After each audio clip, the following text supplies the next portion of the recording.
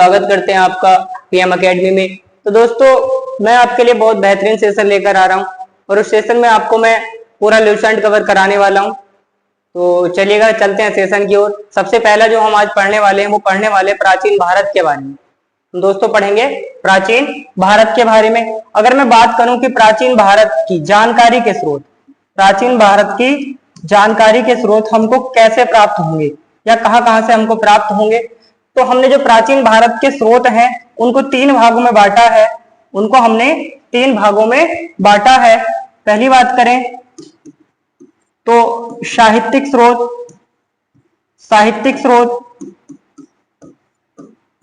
दूसरा है बच्चा विदेशियों से प्राप्त जानकारियां, यानी कि विदेशियों का विवरण, और तीसरा जो है वो है पुरातात्विक साक्ष्य। पुरातात्विक साक्ष्य। अगर हम बात करें साहित्यिक साक्ष्यों की, तो साहित्यिक साक्ष्यों में सबसे पहले हम पढ़ेंगे वेद, उसके बाद हम पढ़ेंगे ब्राह्मण ग्रंथ, उसके बाद हम पढ़ेंगे आरण्यक, उसके बाद हम पढ़ेंगे उपनिषद, उसके बाद हम पढ़ेंगे वेदांग, उसके बाद हमको पढ़ना है स्मृति। तो कुल मिलाकर लगभग इन चीजों से हमें साहित्यिक जानकारियां मिली है प्राचीन भारत की। चलिएगा, उसी के साथ साथ हम बात करेंगे विदेशियों का विवरण। तो सबसे पहले हम इसमें पढ़ेंगे अरबी लेखकों के बारे में, उसके बाद हम पढ़ेंगे चीनी लेखकों के बारे में, उसके बाद हम पढ़ेंगे तिब्बती या यूनानी लेखकों के बारे में, उसके बाद हम पढ़ेंगे कुछ अन्य लेखकों के बारे में, यानी कि कुछ अन्य लेखक भी हैं जो इधर उधर से आए हैं। तो ये है हमारा विदेशियों का विवरण। उसके बाद हम बात करेंगे पुरातात्विक साक्ष्यों की। तो पुरातात्विक साक्ष्यों में हम पढ़ेंगे अभिलेख, सिक्के, स्मारक व मोहरे। तो इन चीजों से हमको प्राचीन भारत की जानकारी मिलेगी। नेक्स्ट चलते हैं, हम पढ़ेंगे सबसे पहले साहित्यिक स्रोत के बारे में। सबसे पहले हम पढ़ेंगे साहित्यिक स्रोतों के बारे में। तो चलते हैं, सबसे पहले साहित्यिक स्रोत।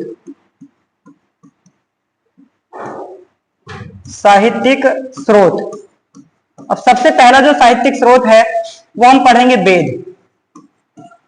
आपसे कोई मालूम कर ले कि वेद का शाब्दिक अर्थ क्या है, तो वेद का जो शाब्दिक अर्थ है वो है ज्ञान। चलिएगा, उसी के साथ साथ हम बात करेंगे कि वेदों की संख्या कितनी है। तो वेदों की संख्या 4 है, जिसमें हम पहला वेद पढ़ते हैं बच्चों ऋग्वेद, दूसरा हम पढ़ते हैं यजुर्वेद,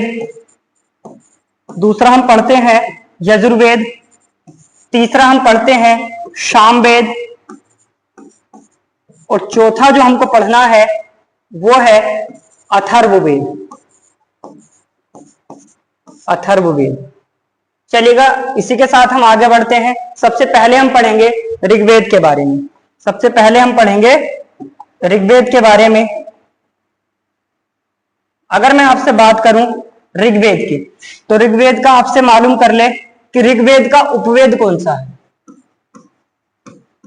ऋग्वेद का उपवेद आपको बताना है आयुर्वेद।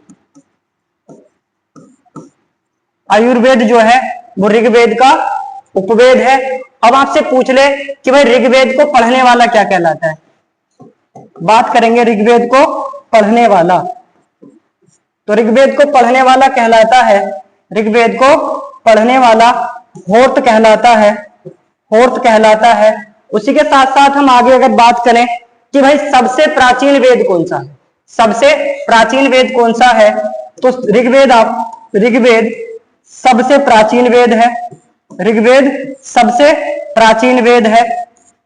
उसी के साथ साथ ऋग्वेद में अगर आपसे मालूम कर ले कि कितने मंडल है, कितनी ऋचाएं हैं और कितने सूक्त हैं, चलिएगा बात करेंगे।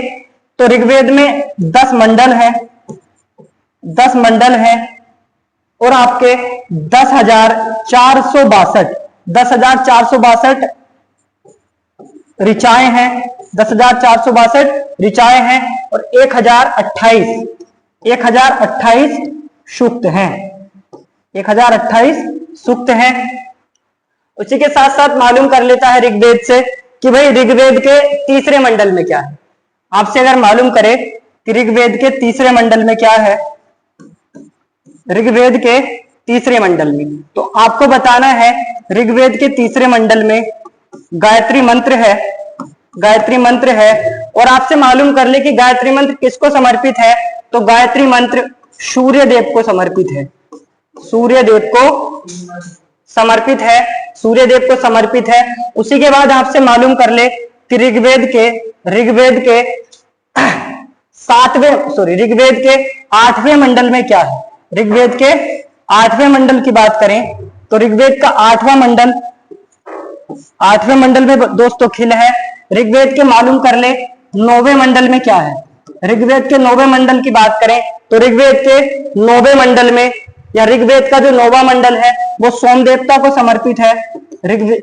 ऋग्वेद का 9वां मंडल सोम देवता को समर्पित है। सोम देवता के लिए यहाँ पर कह सकते हैं ऋचाएं हैं, सूक्त हैं इत्यादि।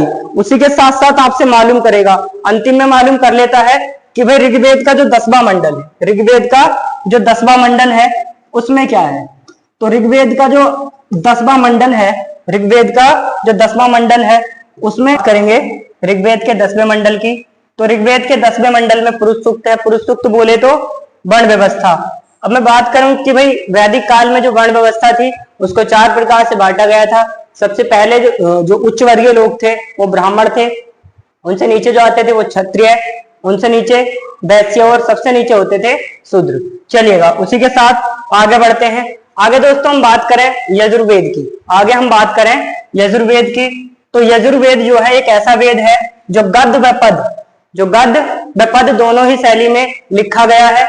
और इसमें बात करें या यजुर्वेद में बात करें तो यजुर्वेद में यज्ञ संबंधी प्रावधान, बलि संबंधी मंत्र इत्यादि जो है यहाँ पर आपको प्राप्त होंगे।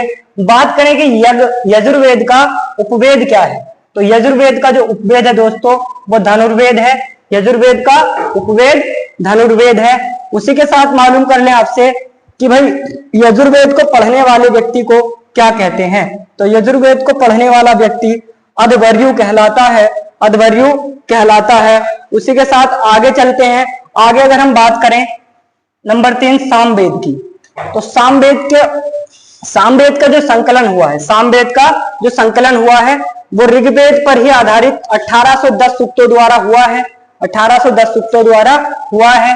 बात करें कि भाई सामवेद का उपवेद क्या है, तो सामवेद का उपवेद बच्चों गंधर्व वेद है। सामवेद का उपवेद गंधर्व वेद है। यहीं पे मालूम कर ले कि सामवेद को पढ़ने वाला व्यक्ति क्या कहलाता है। तो सामवेद को पढ़ने वाले व्यक्ति को उद्रात कहते हैं। और सामवेद जो है गाने बजाने वाला वेद है, गाने बजाने वाला वेद है। चलिएगा नेक्स्ट बात करते हैं। नेक्स्ट अगर हम बात करें नंबर 4 अथर्ववेद की। अथर्ववेद की अगर हम बात करते हैं तो अथर्ववेद की मैं दोस्तों बात करूं, अथर्ववेद जो है हमारा चौथा वेद है और सबसे नया वेद है। अथर्ववेद के अगर उपवेद की हम बात करें दोस्तों, अथर्ववेद के उपवेद की अगर हम बात करें तो उपवेद जो है वो शिल्प वेद है। और अथर्ववेद को पढ़ने वाला व्यक्ति, अथर्ववेद को पढ़ने वाला व्यक्ति ब्रह्म कहलाता है, ब्रह्म कहलाता है। उसी के साथ बात करें कि इसमें लगभग 731 मंत्र और 6000 पद हैं, 731 मंत्र और 6000 पद हैं। बात करें अथर्ववेद की, तो अथर्ववेद को अथर्वा ऋषि ने तैयार किया है, अथर्वा ऋषि ने तैयार किया है। अथर्ववेद में आपको जादू टोना, वशीकरण, प्रेम विवाह, व्रत चिकित्सा इत्यादि बहुत सारे इसके बारे में बहुत सारे आपको मंत्र मिल जाएंगे, बहुत सारी ऋचाएं मिल जाएंगी। चलिएगा उसी के बारे में बात करते हैं आगे कि सभाव्य समिति को राजा की 2 पुत्रियां कहा गया है। किसमें? अथर्ववेद में। और अथर्ववेद में ही जो है कन्याओं की निंदा की गई है। तो कह सकते हैं कि कन्याओं की निंदा करने वाला वेद अथर्ववेद है। वैसे ही आपको ये पॉइंट याद रखना, नोट पॉइंट, कि वेदों के संकलन करता दोस्तों महर्षि कृष्ण द्विपायन है। महर्षि कृष्ण द्विपायन है। उसी के साथ साथ एक पॉइंट और जुड़ता है दोस्तों, एक पॉइंट और पूछ लेता है कि भाई वेद त्रय किसको कहते हैं। ये आपको याद रखना है कि वेद त्रय में कौन कौन से वेद आते हैं। ठीक है, तो शुरुआती जो तीन वेद हैं, आपका ऋग्वेद, आपका यजुर्वेद और दोस्तों आपका सामवेद।